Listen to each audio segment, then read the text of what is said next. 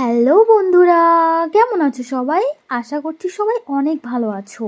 আজ আমি এক্সপ্লেন করব লাভ অ্যালার্ম কোরিয়ান ড্রামার এপিসোড 6। এপিসোডের শুরুতে আমরা দেখি জোজো বিয়েবাড়িতে ওর বান্ধবীর সাথে দাঁড়িয়ে আছে আর ওরা পার্কের সুইসাইড নিউজটা দেখছে। সুনহোর ড্রাইভার মিনজায়ও এই বিয়েবাড়িতে এসেছে আর ও জোজোকে দেখে অবাক হয়ে তাকিয়ে থাকে। এদিকে সুনহোদের বাড়িতেও এই নিউজটাই দেখছে। সুনহোর বাবা বলে লাভ অ্যালার্ম রিং হয়নি, এতে সুইসাইড করার কি হলো? আজকালকার বাচ্চারা কি আর বলবো। তখন সুনহোর সাথে ওর বাবার কথা কাটাকাটি হয়ে যায় আর ও খাবার না খেয়েই চলে যায়। এরপর ওরা দুজনে ক্লাবে আসে। তখন সেখানে মিনজায় আসে আর সুনহোর হঠাৎ করে একটা কল আসে, তাই ওকে ওখান থেকে চলে যেতে হয়। তখন মিনজায় হিয়ংকে বলে, আজ আমি বিয়েতে জোজোকে দেখেছি। এই কথা শুনে হিয়ং অবাক হয়ে যায় আর তখন ওর জোজোর সব কথা মনে পড়তে থাকে। অন্যদিকে আমরা দেখি জোজো একটা স্যাড পোস্ট বানায় আর ওটা ইনস্টাগ্রামে পোস্ট করে দেয় আর ওর চ্যানেলের নাম হলো রিঙ্গিং ওয়ার্ল্ড আর এটা এখন খুব জনপ্রিয়। এরপর আমরা সুনো আর ওর গার্লফ্রেন্ডকে দেখতে পাই। ওর নাম হলো ইকজো। সুনো একটু দূরে গেলে ও ওর মোবাইলে লাভ অ্যালার্ম অন করে, কিন্তু সেখানে 0 লেখা ছিল আর সে বুঝতে পারে যে সুনো ওকে পছন্দ করে না। এরপর ও সুনোর ছবি তুলে দেয়। অন্যদিকে আমরা দেখি হিয়ং আর মিনজায় একটা ক্যাফেতে বসে আছে আর সেখানে ওই পার্কের সুইসাইডের খবরটা দেখছিল। রিপোর্টাররা এটাকে সুইসাইড বললেও হিয়ংয়ের এটা বিশ্বাস হয় না। ও মনে করে এখানে অন্য কোনো রহস্য আছে। এদিকে সুনো ইকজুর সাথে ছিল। তখন ওর কাছে লাভ অ্যালার্ম 2.0 লঞ্চ হওয়ার পার্টির ইনভিটেশন আসে। এরপর যখন সে ওর মোবাইলে লাভ অ্যালার্ম অন করে তখন সেখানে 1 লেখা দেখে। তখন সুনো বুঝতে পারে ইকজু ওকে পছন্দ করে। তখন সুনো বলে, চলো আমরা লাভ অ্যালার্ম ডিলিট করে দিই, কারণ এটা আমাদের দরকার নেই। কিন্তু ইকজু বলে, না আমি ডিলিট করব না, আমার এটা ভালো লাগে। আমি জানি তুমি আমার লাভ অ্যালার্ম রিং করো না, কিন্তু এর মানে কি তুমি আমাকে ভালোবাসো না? এই কথা শুনে সুনো ওর দিকে তাকিয়ে হাসে। এদিকে আমরা গুলমিকে দেখি। ও এখন একজন ফ্যাশন ইনফ্লুয়েন্সার। ও লাইভ করে ওর প্রোডাক্ট বিক্রি করে। এরপর জোজো তাকে খাবার দিতে আসে আর তখনও গুলমির ল্যাপটপে ইকজুর ফটো দেখে আর ও বাইরে এসে ওই দৃশ্যটা মনে করে যখন এই মেয়েটা সুনোকে জড়িয়ে ধরেছিল। এরপর মোবাইলে সার্চ করে তার ফটো দেখে। ও দেখে মেয়েটি সুনোর সাথেও তার অনেক ফটো পোস্ট করেছে। এসব কিছু দেখে জোজোর মন খারাপ হয়ে যায়। এরপর সে লাইব্রেরিতে পড়াশোনা করতে আসে আর হঠাৎ করে হিয়ংকে দেখতে পেয়ে লুকানোর চেষ্টা করে। এরপর আবার দেখে তখন সে চলে গেছে। এরপর ও বাইরে আসে। তখন হিয়ং ওর সামনে চলে আসে। হাই জোজো, আমাকে কি তোমার মনে আছে? জোজো বলে, হ্যাঁ। হিয়ং বলে, আমি অপেক্ষা করছিলাম তোমার জন্য, এখন তোমাকে দেখে নিয়েছি, আমি এখন চলে যাচ্ছি বলে সেখান থেকে চলে যায়। অন্যদিকে ইকজু আর সুনো বসেছিল আর সুনো শুধু হিয়ংয়ের কথাই আলোচনা করছে। তখন ইকজু বলে, তুমি হিয়ংয়ের জন্য এত ভাবো, আমি ওর জন্য একটা গার্লফ্রেন্ড ম্যানেজ করে দিই। তুমি কি জানো ও কেমন মেয়ে পছন্দ? তুমি কি ওর ক্রাশকে দেখেছো? এ কথা শুনে সুনোর জোজোর কথা মনে পড়ে আর ওর মন খারাপ হয়ে যায় আর বলে, না আমি ওর ক্রাশকে দেখিনি। এরপর আমরা দেখি জোজো আন্টির দোকানে কাজ করছিল। তখন ওর মোবাইলে অচেনা একটা নাম্বার থেকে মেসেজ আসে, ম্যারি ক্রিসমাস জোজো। এরপর জোজো লাইব্রেরিতে আসে।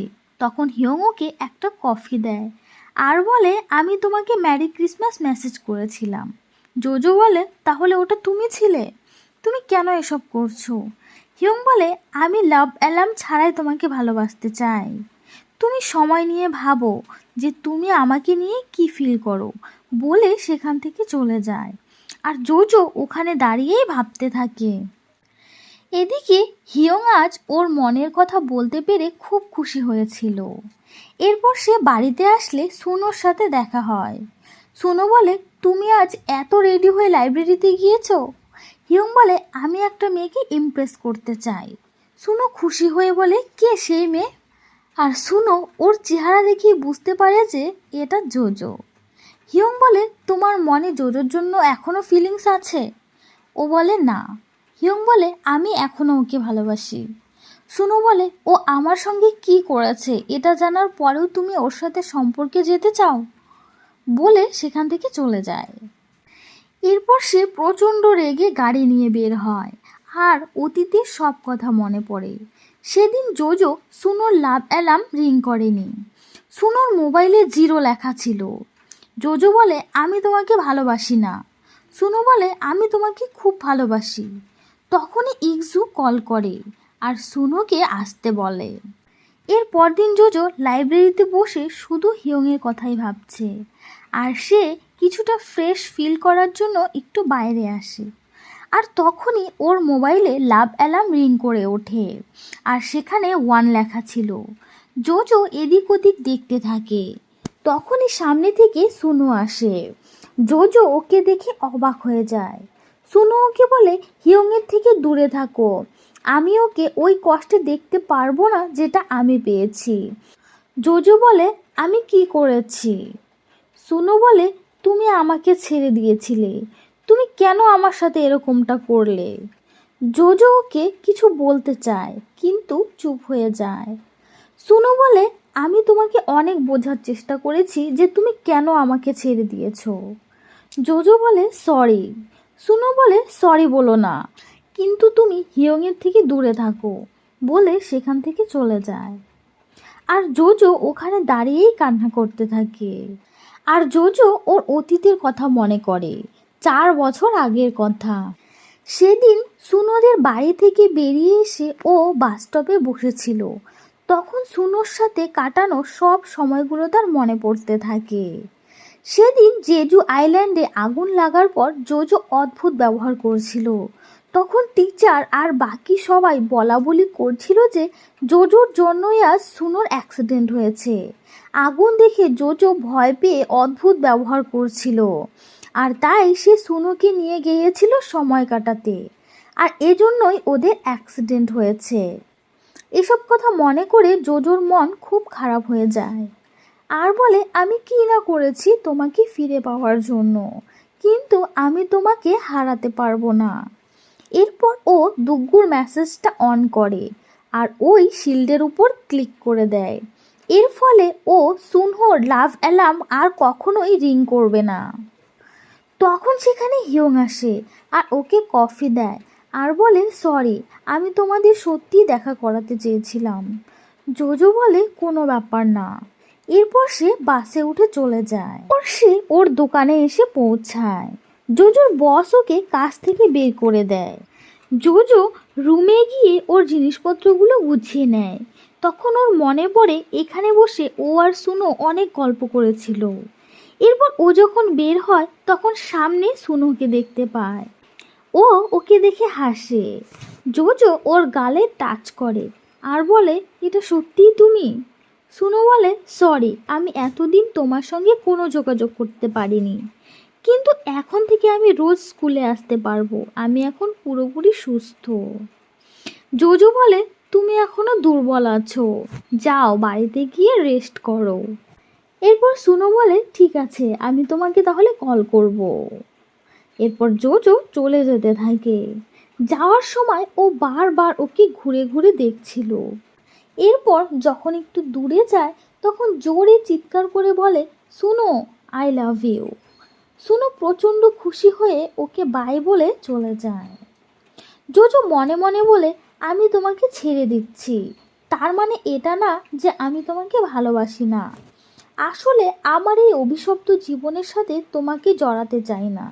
তুমি ভালো থাকো, সুস্থ থাকো, খুশি থাকো, এটাই আমি চাই। এরপর ও বাড়িতে আসে আর গুলমি আবার শুরু হয়ে যায়।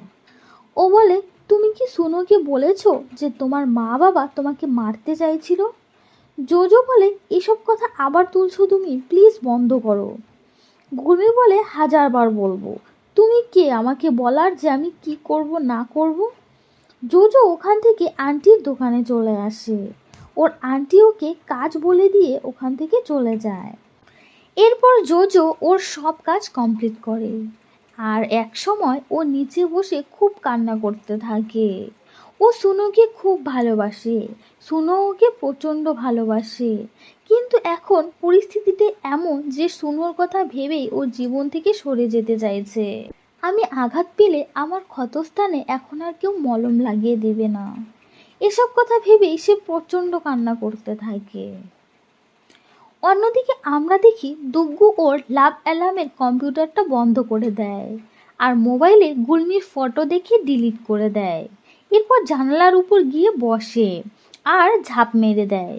আর এখানেই এপিসোড 6 শেষ হয়ে যায়।